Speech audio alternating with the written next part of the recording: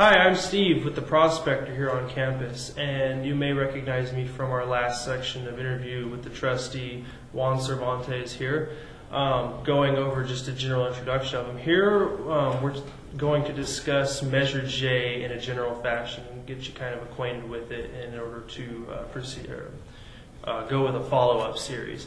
And without further ado, Juan, nice to meet you. Thank you for being with us today. Yeah, anytime. So, what exactly is Measure J? Measure J is a bond that was passed by the counties with the stakehold in our district. So that's Yuba, Sutter, Glen, Lake, and Yolo, I believe. I'm not sure if I'm missing any, but that's generally what happened. A bond was passed so that we could invest resources into our community college's infrastructure. That's updating buildings that were built in the 60s and 70s. Okay. And what exactly was measured? What's kind of the big focus on Measure J? I know you mentioned something about ADA standards in a conversation earlier. That's one of the things that are going to be brought up to date. Standards have changed since the 60s and 70s. Mm-hmm. So that's just all getting updated. Leaky roofs. I'm sure you've all been in the classrooms. A lot of them are really old, and a lot of them have serious issues. That's all basically it. What are some of those serious issues? The leaky roofs are a big deal, given that they affect the rest of the building too. They have the ability to bring the building down, many years from now. And you'd mentioned that some courses are actually being threatened by the conditions of the building? They're not threatened. It's just an issue that could be foreseen in the future. With our funding the way it is, if we could fit more people in a classroom and have one teacher teach it, then odds are your access to that class isn't going to be hindered. The way things are going, I think there's talk of limiting classes over the summer because of our budget issues, and if we were able to fit more than 20 people into a classroom, an English classroom, odds are you are more likely to get into that class. So what happens, what's kind of the decision-making process? How is this organized? It starts with the user group, which is a group of people that have a stake in the building, people that use it, teachers. It's comprised, I think, of a member of the faculty, a classified person, and a couple of other people. But it's basically people that use the building on a regular basis. They decide what that building needs. Mm-hmm. Everything from whether they need tables or desks, to the way in which those desks are arranged, to everything that has to do with that building, they throw on paper and they talk to the architect. The architect then works out sort of a plan of how things are going. They go back and forth a lot. Then the architect proposes it to the board. The Citizens Bond Oversight Committee sort of checks all the finances to make sure that we're not overspending or underspending or everything's going right. Then the board approves. So what exactly is your role in this? I'm on the Citizens Bond Oversight Committee at the moment. Basically, we check figures. We make sure that money is being spent adequately, and then we report to the citizens. Okay, so you're kind of the accountability on the money? We are the watchdog on the money, yeah.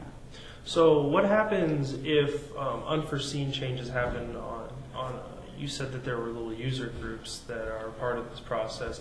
What if something unforeseen happens during the course of their project? Say something caves in or something. And well, the user groups, all of that happens before building's even done. Oh, okay.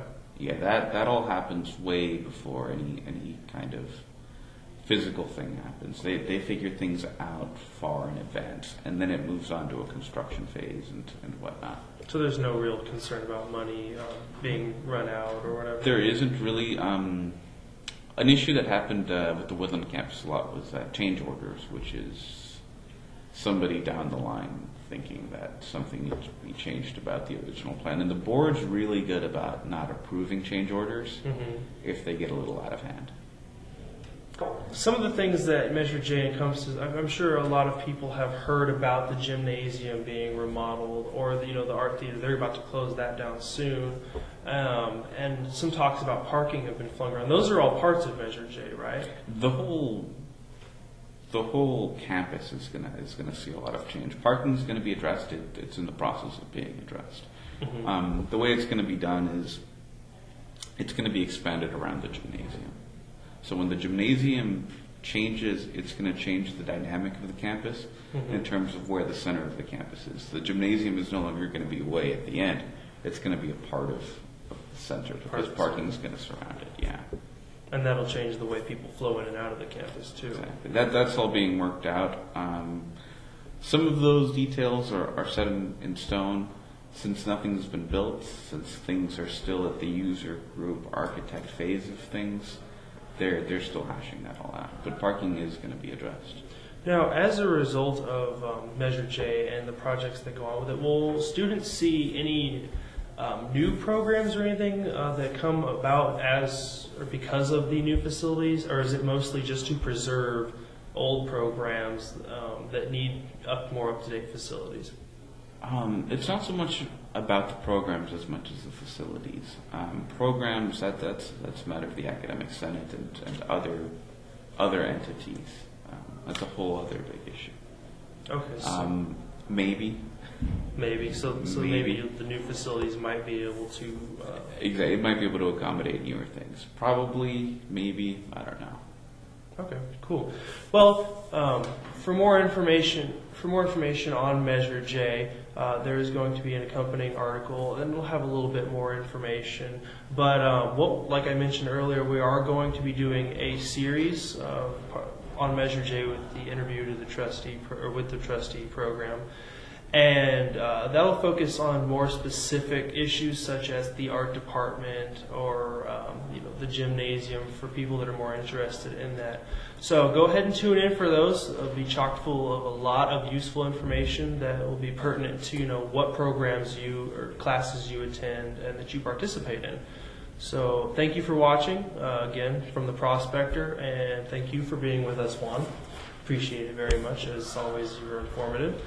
And we will see you on the next show. Thank you, and have a good evening.